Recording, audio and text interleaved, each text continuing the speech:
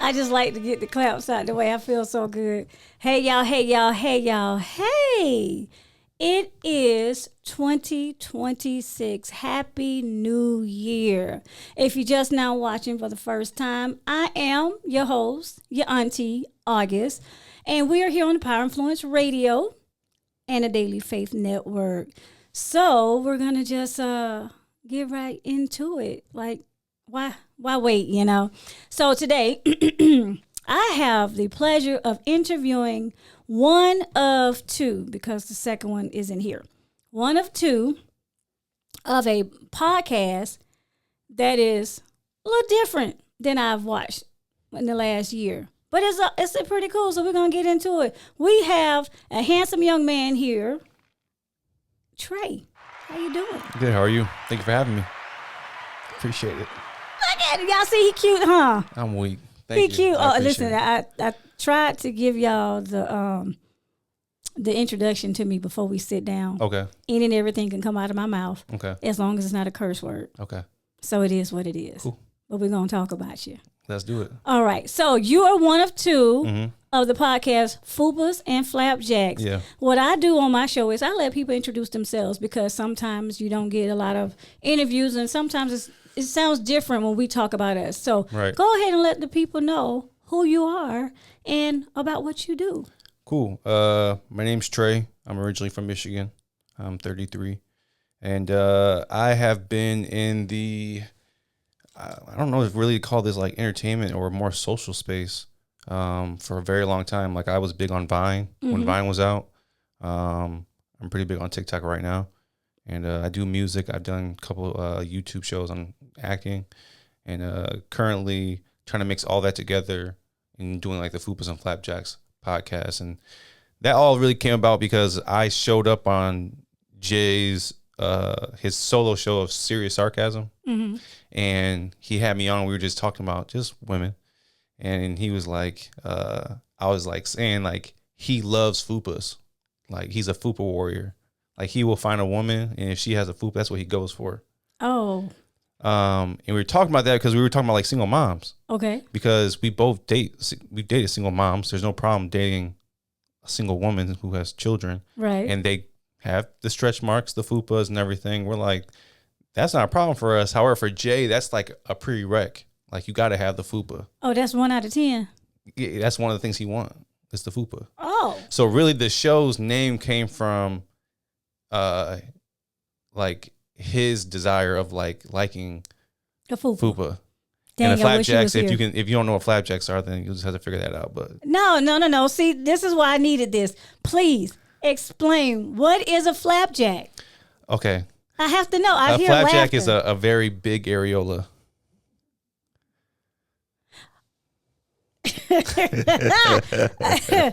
For the people in the back, I'm gonna need y'all to Google that. It took me a second, but I think I got it. Yeah. Yes. Fupas yes. and flapjacks. Okay. All right. So it's crazy. Like, you know, we do this pod and we champion it as not being a red pill pod. We're very anti-red pill. We're not that group of men who hate on women, who talk about, who try to be more misogynist. We don't do that. Okay. We try to just create an open space where we can have dialogue. And most of our guests are only women. We only bring women on just to show that that dichotomy of like we allow women to have a space to speak without being interrupted and talk and not feel like we're trying to like manipulate the situation to get some type of clip. So yeah, that's what Fupas and Flapjacks is all about. So let's go back. You said something, red pill. So for people out there who don't know what red pill is, and I'm still trying to understand the red pill, blue pill thing, what is your interpretation of red pill? I'll give it to you in a less like dictionary type of sense and more of like how I see it. Okay. I see red pill as a bunch of men or boys who have been had their feelings hurt. They have no direction. Maybe they don't have a father who was really like in their life and give them direction. They're a lack of direction. So the only way they feel that women are taking have life easy, are taking the jobs away, all that type of stuff. They're just guys who just look at the world from a half glass empty standpoint. And so their belief is, you know, and don't get it twisted. if they did things the right way, red pill wouldn't be bad. They tell guys, get in the gym, work out, Right. go work, like get your money up. Okay. But then they, on the opposite end, say like disrespect women. And you know, women are only meant to have your children. They're only meant to be in the kitchen. They're only meant to do certain things. So there's positive with telling men to like develop. Right. But then there's negatives on how you treat other people on the opposite end. But wouldn't that be the same for not just being a gender specific, just of how you treat people and as a whole? Yeah, you can do that. Right. You can do that, but that one specifically is the red pill like movement is specifically for a gender based like war. I feel like if you remember Kevin Samuels. Yes, I actually liked him. Yeah, I think Kevin Samuels had a good balance of what accountability and growth. But I think people took what he did in that moment, which they felt like, you know, when women called on the phone, he was disrespecting them. No, you asked them the truth. You asked them what you wanted. Right. He gave you the answer. But they took that and twisted it and manipulated it to where it really wasn't meant to be. So even with Kevin Samuels, were there things I disagree with him that he, yeah, sure. That's what anybody, you agree with some things, you disagree with some things, whatever. But the red pill movement is, I don't feel like it's really conducive to society. I can agree. I'll say this. I think then, and then you have women who, I don't know if they have a terminology for it, where they do a lot of male bashing. Yeah. You know, oh, he this and he that. I just feel like, let's go back to the accountability. I think that we in society do not take, I'm not going to say we, let me retract that. People in society do not take accountability for their actions. And if society took accountability versus trying to, you know, make it, just make a you this and you that, it'd be better. Because Kevin Samuels, even though he had some bad, the best part of it was he was making people aware of, this is what happens when you take accountability. Hey, young man. Hey, sir, you want to date a woman and she is a 5-figure making female and you're working at McDonald's. Well, how are you going to be able to, what can you do to help her out? Or how can y'all coexist? You know, hey, you ma'am, you got 10 kids by 18 different baby daddies. Yeah. How can you be a benefit to this man who is well off? You know, not saying that it can't happen, but you have to ask yourself these very important questions and then act accordingly. You know, because I'm not going to lie. Can I date someone who work at McDonald's making $15 an hour? I don't know. What else you got coming to the table? I don't think so either. I mean, even me as like, if you had asked me back in 2019 as a man, like what my role was and what I wanted to do, I would have told you from a very traditional sense, like I want to pay all the bills. I want to do all that type of stuff. That was a very different economy back in 2019. Correct. COVID hit, 2026 people are struggling, and you have to have a 2-income household. And I think people are either going to, you know, just like evolution, you're either going to move forward with it or get left behind and suffer. And for me, I had to get out of my ego, because that was ego. Because I was like, I want to be the man. I want to pay all the bills, and get out of that ego and be like, I do need help. And I'm going to need help, because in this type of state of the economy right now, I can't do it by myself. Doesn't mean I can't get there at one point. Right. But at the moment, it's not going to happen alone. So going to like the red pill and even like the women who kind of like bash men. And I try to stay away from that, because I'll let women handle women things. And I address men. Like I had women in the comment section of our last video calling me gay. Thank you to the producer for our show for.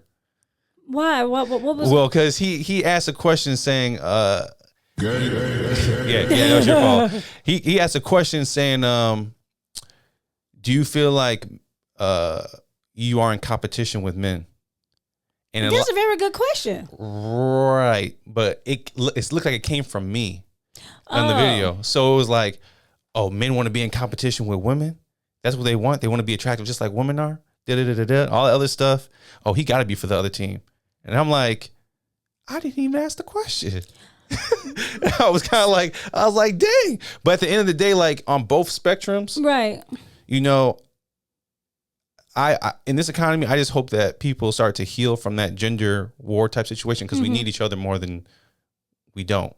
Exactly. So I will say this. I think everybody has their opinion. We know we're an opinion-based society, right? Yep. But when it comes down to gender has now within the last, maybe about I won't even say that. Let's say since after 2000, well, let me go back. We're in 2025. So when COVID's 2020. I think after COVID, things got a little bit opened when we all got more in tune with the internet.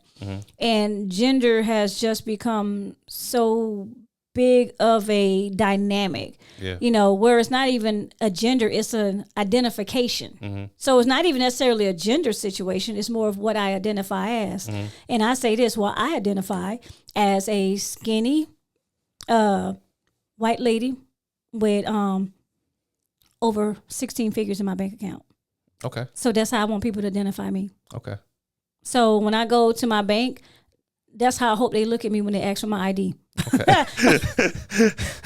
But that's not what they see. They see this 5'2" little chunky girl with it ain't 18 figures in her account. I'm weak. So, but that's what it is now. It's identification. You know, what do we identify as? And if we go back to biblical terms and lately I went back to, I said, I'm going to read the Bible. I'm going to start from the beginning. And I'm at the part where the apple came into place, where Eve ate the apple. Right. And this particular part of the Bible really struck to me. And I know we don't drift it, but it struck to me because it's about identification. When Eve ate the apple and then Adam came and, she gave him the apple. And then Adam heard God. So Adam started hiding. God was like, hey, Adam, where you at? Where you at, homie? Come here. Right. And he was like, well, why you hiding? Because I got to cover up. God's like, what you covering up? Oh, you went and you ate from that tree, huh? So when they bit the apple, now everything is different. Now you can, you got to see. And he had to give them the stuff to put over, the whatever it was to get the skin there. Hey, you Bible thumpers, y'all can quote whatever you quote because, I don't know everything. Okay. But that's when identification came out. Before that, there was no identifying. You know what I mean? We knew it was just, you was a man, you was a woman, there was a animal. But look how we have evolved. Yeah. Centuries later, eons later. Now, identification is really big. But I also tell the story. If you can go back to when you was in preschool. Okay. The first two things you learned in preschool was what? If you can remember back that far. I know where you're going with this. I can't tell you, but I'll just say go with you saying boy, girl. No. Oh, okay. I thought you were going to go there. I wasn't. Okay. The first thing that you was taught was color. They gave you a box of crayons and they give you your little sheet to color on. Okay. And you would have to color in accordance to the crayon. Okay. Because I can remember as a kid looking for a brown crayon to cover my face. Okay. And a lot of other kids had black crayons. And I was like, well, I'm not black. I'm brown. True. My mom always said that too growing up. Right. Yeah. So then the next thing that you was taught that it was giving you was shapes. Triangle, circle, square, rectangle, octagon, and so forth. These are identifying things. We have been taught from pre-K to identify by color, shape, and size. Big, tall, when you're writing your alphabet, is the capital A and the small a. So we are not so far from that. We've just evolved from those identifying factors. So that's just my little education behind it. No, that's cool. That was good. But it makes sense, though. So now they've taken that, and now society, we've gotten to the point where now we're identifying as it's not even as a gender. I choose to be this, so this is what I'm identifying. And hey, if that's how you identify, by all means, that's you. You can identify as a cow as far as I care. Moo moo. Yeah. I mean, I think Christians in general, when it comes to you can even bring the trans thing in there too. I think they get too worked up and too worried about that stuff. I think they need to focus on what God called you on this earth to do and not worried about what other people do. And I will say this. I notice a lot of Christians are Pharisees, in my personal opinion. Speak on it. Because I wasn't called to make a judgment. God does say to judge accordingly based on whatever, but not to judge his people, good, bad, wherever they are supposed to be. That's his judgment when they go to that gate. Right. So all he told us to do was love thy neighbor as thyself. Love, just like going back to the woman thing. Love her like I love the church. All Jesus called us to do is love. Right. But I feel like people have taken so many roles and hats on. Ain't nobody asked you to do that. If they want to identify as a cow, a color, or whatever, okay. That don't got nothing to do with me. Right. And so I feel like Christians over stress things and overdo things. And I think those are type of things that move you away from God or move people away from the church or move people away from certain things. I know we were talking about this in the back, but even with Drewski, who just dropped that video, which I thought was hilarious. Listen. And people were like, I saw people putting on different pastors and stuff and mega churches and this and that. I'm like, well, one, do you even go to church? Yes, to me? No, not you. Oh. Like to the people. Do you even go to church, or is that something you just talking about because you remember church when you were young? Right. Two, I saw someone doing a video. I think it was Mike Todd's church who's using Beyonce's instrumental and changed the lyrics up. Last time I checked, Jesus met people where they were at. Indeed. So when the whore was got to get stoned, he said, "Thou that has not sinned, throw the first stone." He met her there. Why can't we as a church meet people where they're at so that they can in turn change? You can't expect people to change trying to be righteous and, I'm perfect, because none of you are perfect. As soon as y'all leave that church, which y'all will go to church every Sunday just to say you did it, or you'll show up on Christmas and Easter and everything. When y'all leave, y'all aren't the clean, pristine people y'all walk in and show yourselves to be.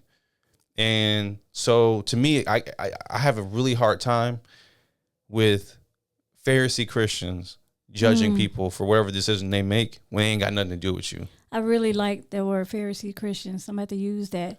And yes, this is an opinion-based show, ladies and gentlemen, but it's factual in some aspects.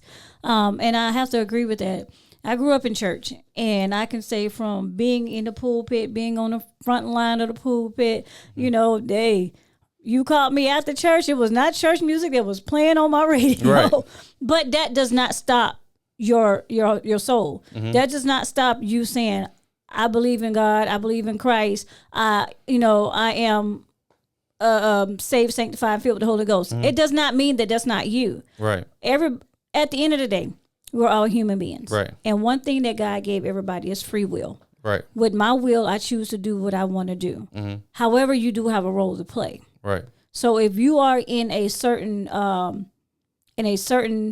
situation, if you're in a certain place, like pastor, first lady, on the praise and worship team, whatever your position, that's what I'm looking for. Whatever your position is, you have to think about it before you get there and when you get in it, because what position you are can definitely transpire or something for somebody else. You can either make or break them. Let's just use these words.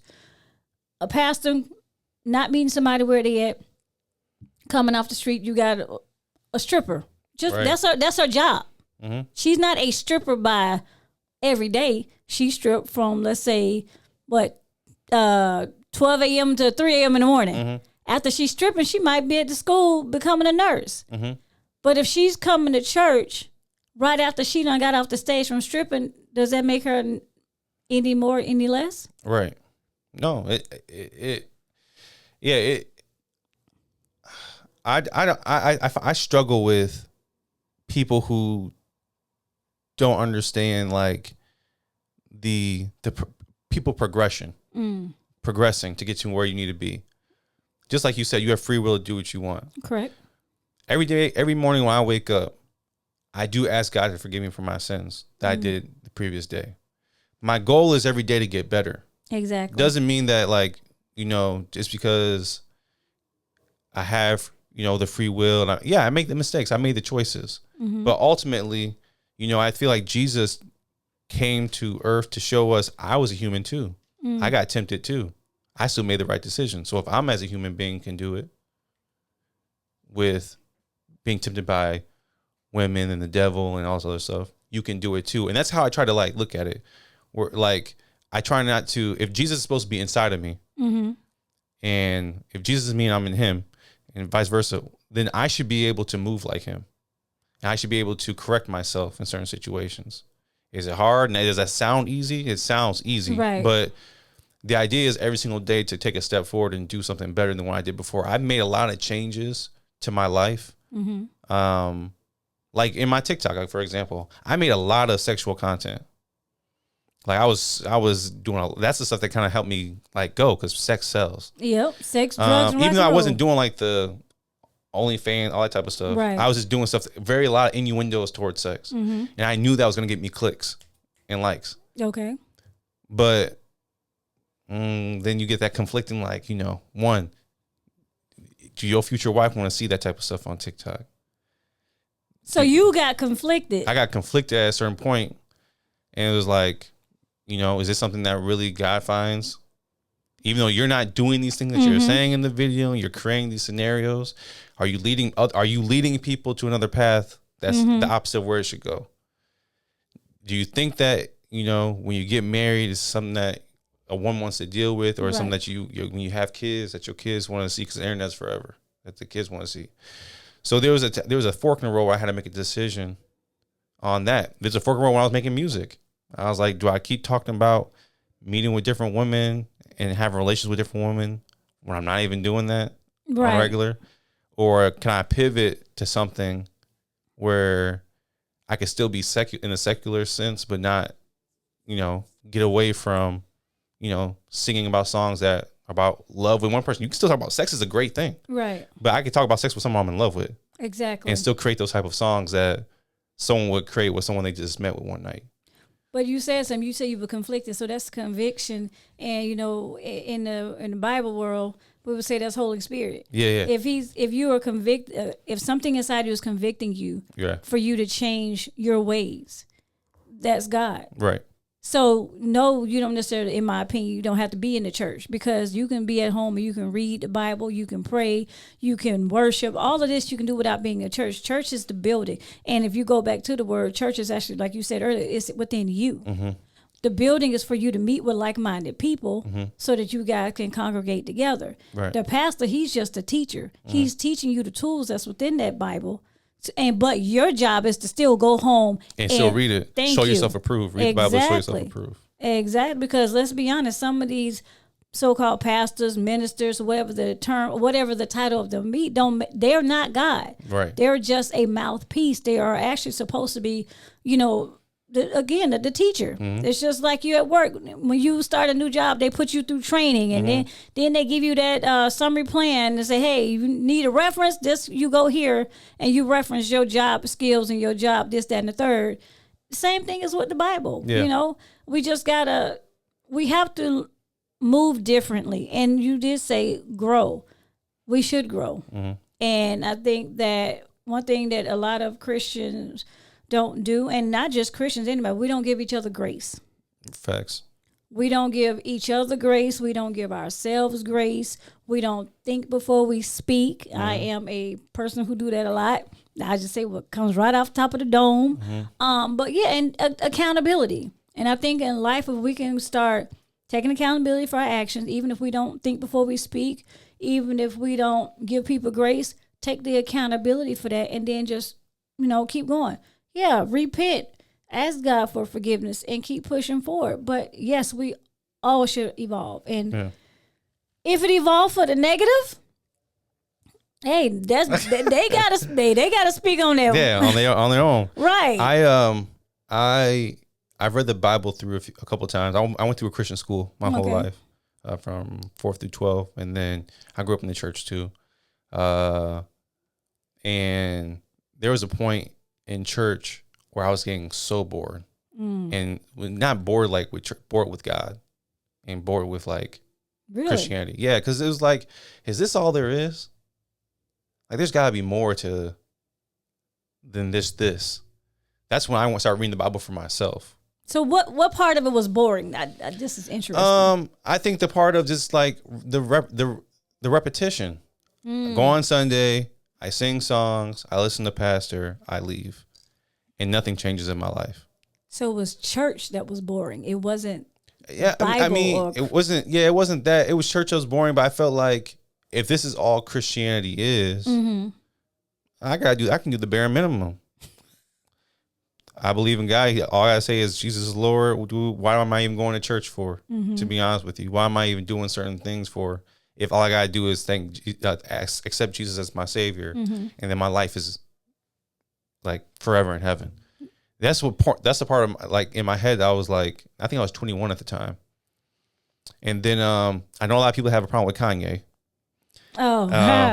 But Kanye dropped the Yeezus album around that time. Well, he had his choir. No. That was like 2 or 3 years ago. Oh. Yeezus was far back. And on the Yeezus album, he has a song called I Am a God. And I was like, I am a God. Like at first, like a lot, and I remember when that album came out and the song came out, there was a lot of Christians. I can't believe Kanye got a song talking about I am a God. And the first thing I did was, went to the Bible. let me open the Bible. Let me see what the Bible got to say. Okay. And I think people kind of took this verse that if you're reading it, I can't say off the top of my head, but there is a verse that says like, I am you and you are me. Pretty much saying that you are gods of the earth. Not that you're God. Right. Some people will be like, well, you're trying to say that you're God. And to me, that was a click. That the same God that said, let there be light, and that spoke things into existence, gave me the same type of authority over the earth. I'm glad you said it. There we go. Come on. So if I have that same authority, why am I not manifesting or attracting those things into my life? That's when Christianity opened back up for me, and I looked at it a whole different way. Because this whole entire time, you listen to all these Christian songs, and they're all like, I was nothing before you. I was in a bad place. I'm like, dang, it's so depressing. Where is the true, like, if Jesus is the true, if it's supposed to be the true joy of the Lord, right? Why isn't everything joyous? Why aren't we singing about things that we can do through God instead of what I couldn't do until he showed up? And you still talking, all we sing is what we can't do or what we couldn't do. We don't ever sing about what we can do, and because we have the power of God, what's possible. We'll only talk about I was hurt and lost. But there are a lot of songs that do talk about it, but it's comical that you said that because we were made in his image. And if we're made in his image, then we have the ability to, like I said, manifest. Yeah. We have the ability to speak it into existence because the saving power is in the tongue. So we have the authority and the ability to speak things into existence, to make it happen, to be a good steward. We have this thing within us. We just don't, some just don't utilize that. Some might not know how to utilize it. And it is work. Yeah. To learn how to do that. And that's just for myself. It's rewiring of the brain. Thank you. Yeah. Exactly. But I do know when I start changing my trajectory, changing my thought process, changing how I view things, like let's use this, my hours done got cut short from my job. I'm not making the money like I used to. Now, one part I want to be like, oh, what am I going to do? Get into that wars me, get into that little depressed stage. But then we got to come back and be like, hold on, wait a minute. Come on. You're a believer. Yeah. You know how God work. You know he ain't going to put you through too much that you can't bear. You know he ain't going to let you fall on your feet. You know he's not going to let you, what you want to do and especially when it's about him and for the good of somebody else, he's going to make sure that you prosper. So I have to keep that mindset. Right. But it's only when my mindset switched to that negative, oh, here we go, and I'm laying in my bed, I don't want to get out. I'm going to find me some popcorn and, Yeah. But when I change back and I start to write, I got to flip myself up, like you say, them pancakes. They start clicking. Yeah. And then now I'm bright again. Now I can see the light. Yeah. And I think that's what it is. But you do have Christianity Christianity, not Christian. See, there's a difference. You have your Christianity, and then you have your Christians, and you have faith, but we're still people. Yeah. And it's just some people, and it's not all people, that do have that ability to make other people feel bad because they're not where they're at in their walk in Christ. Mm-hmm. No one should make anybody feel bad about their walk in Christ because everybody's walk is different. Right. Yours is going to look different from mine. Mine's going to look different from yours, and so forth. Yeah. But we're still made in his image, and we all still have the same ability. It's just like work. You and another person, y'all might have started the same day, same training class, same salary, but y'all are both going to perform y'all jobs differently. Yeah. It's no differently. That's where we got to give each other grace. And like you say, meet people where they at. Yeah. And that's what we don't do, is meet people where they at. And when we had that conversation earlier, and I told you, if my hair is out of place, you can say something. You was like, well, a black man can't tell a black woman. Yes, you can. Tell me. I don't know. Why? Why not? You know, like I said, we were having the conversation earlier about like gender wars and stuff and everything. Yeah. I don't know if it is my place to make that statement. I don't want no one to look crazy, and it comes from a place of love, and I want you to look 110%. However, the last thing I need to hear is, oh, well, here go another black man talking about a black woman. His cancer, and I'm like, but baby, your hair look crazy. I'm just trying to assist. That would make her an insecure person. It would, but the issue is because that's so prevalent. And you know, I'm getting out of saying like the internet isn't real. A lot of people say that social media is not real. No, it's real. And I'm like, well, no, that's a person who's talking and exhibiting feelings. This is a real situation, because when that person makes that clip and walk their life, that's the life they're living. So it's a very real situation. And there's 1,000 comments of people who agree with that statement. So there's 1,000 other people who agree with those sentiments. So it makes you think, like, you know, there are probably 1,000 people who would rather me tell them that their hair looks a mess. Right. There's 1,000 people who don't. How do I know which 1,000 am I like dealing with in the moment? So it kind of puts you in. There's a lot of things in, like, at the gym. Beautiful girl at the gym. Oh. But the rule is, don't approach no girl at the gym. She's doing a workout. Because she might think you're trying to holler at her. Yeah, or whatever the case may be. Or there's a lot of things that you just don't do now because of whether man or woman. Like, it's just you following you're trying to follow protocol and not be, you don't want to be in that next video clip looking stupid. So, to that reference, so I went to lunch today. Me and somebody went to lunch today. Mm-hmm. And while we was at lunch. Oh, you was at lunch? I sure was. You want some? Someone took you out on a date? No, I ain't been on a date. I don't know. And another story for another day. Okay. Anyways, me and my good friend, we went to lunch before we came here. Okay. And we were just sitting at the thing. And the guy we were standing. The guy walks by and he was like, y'all look really good today. We looked at each other. I'm the girl, he's the guy. Mm-hmm. And then the guy was the guy. So it was, I was like, okay. Then we sat down, and he comes by. He's like, do y'all need something to drink? I said, yeah, I did order a drink. Well, I'm going to go bring it. Okay, thank you. Mm-hmm. Then he goes in front of you. He was like, I'll take some water. Okay, I'm going to bring you back some water.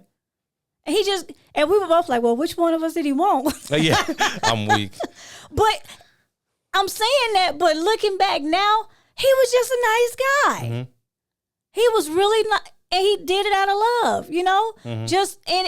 Didn't want anything, didn't ask for anything, just a really nice guy. Mm-hmm. So what you saying that is like, we just can't be nice? I think that we could be just nice. But why I would can't like to think we? That. I think that a lot of people, I think we live in a very traumatized society. Everybody hurt, and everybody need healing. And there's if they do something nice for me, they might want something, or something's behind it. And in my head, it's like, and I want to say this too. I think that there's a revival in Christianity, to be honest with you. Okay. I do think there's a lot more people who are seeing how crazy the world is and are running to God. And I've seen a lot more people, even like even my younger cousins are like in church. And I'm like, what y'all doing there? Y'all never really went growing up. And now they're there. They spent their New Year's Eve at church, which was amazing for me to see. But there's just a lot of young people who are moving towards that direction because they see that a lot of what the world has to offer isn't there. And so hopefully a lot of people that mind switch changes to where I could just be nice. I was just in the gym and someone was waiting to do this leg workout that I got done with. And I wiped it down and everything, just kept it pushing. Wasn't expecting, Right. I told her, I was like, hey, wait 1 second. Let me wipe this down and you're good. And she kind of just stood there and waited for me to say something. I'm like, no, I'm just wiping it down. I'm out. Right. Next just thing. Being courteous. Just being courteous. And I think that hopefully at one point there is a change there. But there are a lot of hurt people who are expecting people to kind of stab them in the back.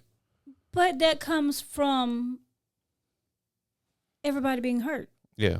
So we have our guard up. Mm-hmm. We want to think that you're going to be positive. Mm-hmm. But if you've had so much negativity happen to you, you have that guard up.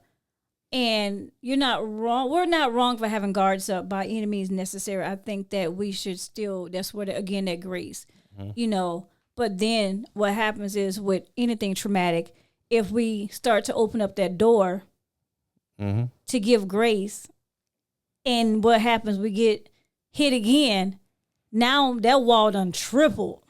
Yeah. So I guess the question would be, when are we ever going to be able to keep our guard down completely and allow the world to just move?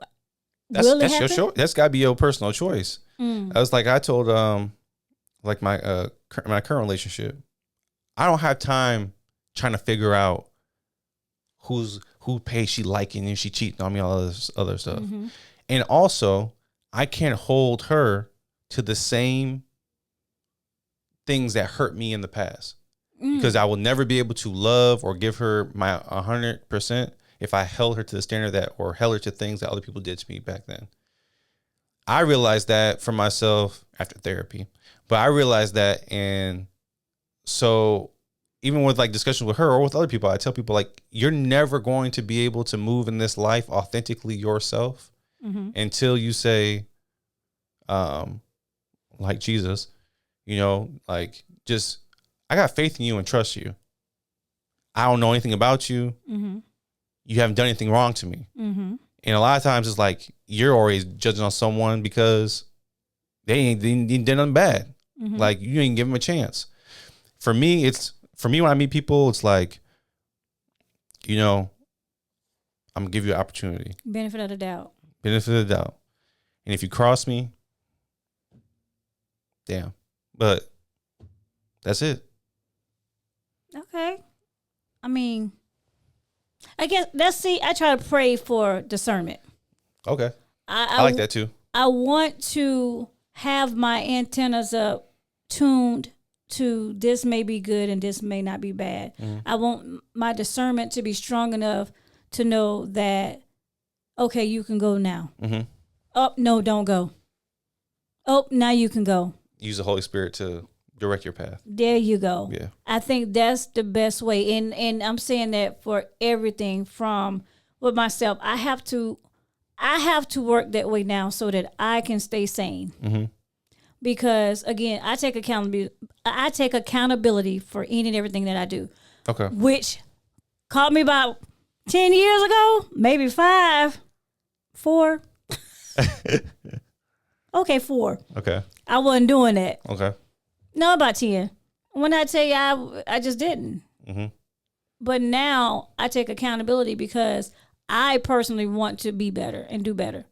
I want to make sure that I don't, if I offend you, I'm sorry. Right. It's better for me to give you an apology because apology is free. Right. But subconsciously, I don't want to hurt anybody. Right. And that's just not what people that I meet. That's just even within family.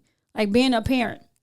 My kids are 10 years apart. My daughter will say, oh, well, she'll tell her brother, well, you have a different mom than I have. Well, you think? I had you at 19, baby, and I had him at 30. Oh, yeah, them were 2 different women. Yeah. And I'm 47, so I'm a whole different woman. So of course, so with that we grow. That's that evolution. So at 47 August, I try to really honestly be very. This year, I said I'm gonna be more intentional. Okay. I'm gonna be intentional about my conversations. I'm gonna be intentional about the people that I meet. I'm gonna be intentional with myself and how I move, Okay. so that I can do better. So me being intentional, meaning that I got to use more of Holy Spirit. I got to use more of my prayer life. I got to get back into that, because that's how I can manage. That's how I can be better. That's how it works for me. Now, it might not work for the next person, might not work for you, might not work for the person out the door, but that's how it works for me. And me speaking it into existence, me speaking life over myself helps me move better, because I do know what depression look like. I do know what depression feels like. I know what negativity looks and feel like, and I don't want to be in those dark areas. So therefore, I will move and work differently, especially if you work from home. Like I work from home. So working from home, I'm in a confined space. Mm-hmm. And sometimes working from a home in a confined space for 8 or 10 hours a day, it can do something to you mentally. Right. So I always say, I got to go touch grass. 15-minute break, I go get my coffee, sit outside on my porch. Lunch, I try to go. I used to take a nap. I ain't gonna lie. My therapist said, my doctor said I could take me a nap on my 30-minute break. She shouldn't have told me that. I get my, no, for real. But I try to get away. And that's why everybody, and I think if we start doing these things as individuals, we can do better. It's going back to, even if a person want to identify as a horse, hey, let him be a horse, and baby, just make sure. Gallop. Yeah, gallop on that side, not on the side that my truck is on. Though right. I need to not hit you because my insurance don't cover horses. But right. But if we can do that, I think that the world can eventually evolve into a better place. Mm-hmm. Now, do we know it's still going to be negativity? Absolutely. But I have a tagline, and it's called, it takes just one heartbeat. Each one of us have a heart. And if you have heart problems, you're lucky enough to get another heart. But only one heart can sustain in a body. If you can do things one heartbeat at a time, I feel we can make a difference. We can make a change. And the change don't start with with the president right. or Congress. The change actually start with the people who's on the ground, everyday people. The change will start where church can literally open their door and literally meet people where they at. Don't condemn the lady who just got off the pole mm-hmm. from her shift because she wanted to make it here to work. She didn't have time to put on her sweats or her dress. So she coming here with her look, but she covered up. You know, we have to meet people where that. But we know, again, we're a flesh. It's hard mm-hmm. sometimes to do that, because I'm not going to lie. There's sometimes I'll be like, what the huh? Yeah. Yeah. But you got to catch yourself. Yeah. You got to catch yourself. Something I want to work on this year. I told myself I was going to do it. I've read through the Bible a few times, is the full year I'm going to read Proverbs every single month. Why Proverbs? Because Proverbs, if Solomon was the wisest person to ever live, mm-hmm. and he even had the Queen of Sheba come and give him all these gifts, and people want to come and want to work with him, I want that same thing. Mm. So what can I learn with my words, with my thoughts? Because that's what Proverbs is all about, wisdom and how you speak and everything. And to me, I want to challenge myself this year to really think differently, to really speak differently, and really think before I speak. So I went to AI and I said, create me a Bible plan. Oh. With Proverbs. ChatGPT? Gemini. I use Google okay. Gemini. So create me a plan, and it created me a whole plan. I'm going to read the chapter, each chapter a day for the month. And if there's like a short month like February, 2 chapters in one day. And it gives you a breakdown of this month. This month you're going to focus on this part of wisdom, mm-hmm. or this part, like the tongue. This part you're going to work on your thoughts each month, and then you're going to write down. So it created this whole Bible plan for me for the year. But it just, I'm only saying it just because it just goes on what you're saying, like just working on yourself and trying mm-hmm. to be more accepting of people and watching the things that you say and speak, and capturing the thoughts in your mind, because Jesus does say in the Bible to take captive of each thought, mm-hmm. And don't let your mind run rampant. Right. So to me, I'm doing it, but I feel like if more people worked on the things that they say, how they think, Right. like you said, we'd be in a better spot. So with fupas and fupas and flapjacks, boy, that flapjack got me. Uh, where do you guys see? Where do you think you guys will see your show for 2026? How about it evolving? Oh, I if we keep doing what we're doing, I see us doing big things. Mm-hmm. I think that we come from a place of love. I think that the title is funny, Definitely. but the title is an attention grabber, but it's not the show. No, it isn't So it's funny. People are like Fupas and Flapjacks, and they watch the show, ain't got nothing to do with at all. Fupas and Flapjacks. Maybe the first episode, or maybe like a comic, but it really doesn't have much to do with that. But we just want to make it a place of inclusivity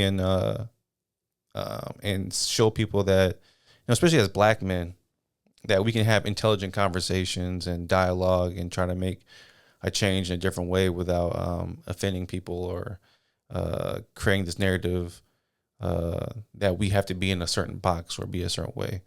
Jay's a very different guy. I'm different than Jay. Mm-hmm. And even on a spectrum of Black men and Black women relations, we bring Black women of different colors, light skin, dark skin, brown, whatever, on the show. Right.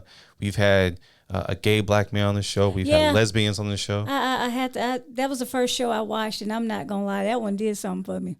Yeah, I mean, but That was the first thing he said. Oh yeah. Yeah, I was telling somebody, I was like, I watched the show because I had to do my research.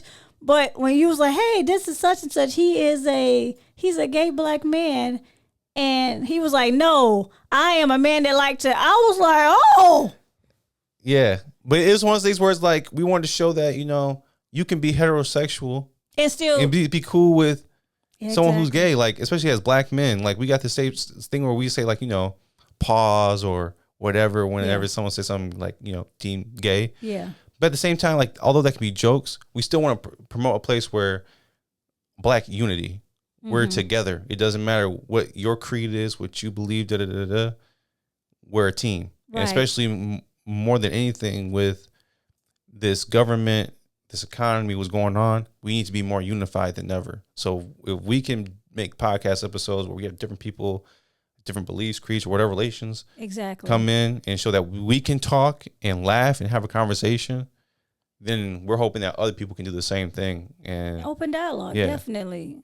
So I like that. I do like the inclusiveness. I do like the non-judgmental. No is a red pill. And for me to see, as a Black woman, to see young Black men, and y'all aren't that young, but y'all are y'all under 40, to see that you guys are going to be you are the next generation. Right. And you're setting a standard for those who are in their 40s, who literally, there are some that bash women all the time. Right. So I commend you guys on the show. I applaud you guys. I give you guys your flowers and your flapjacks. I'm sorry, I can't. That one gets me. Ain't nothing wrong with flapjacks. Nah, clearly. Again, y'all need to research what that is. But definitely, and I like the fact that you guys have an open forum. Mm-hmm. So I would say, with that, what is a heartbeat moment for you for what you got going on? Let me know what heartbeat means. It takes one heartbeat to make a change. It takes just one heartbeat to make a difference. I can't tell. I don't like to tell people where I'm working.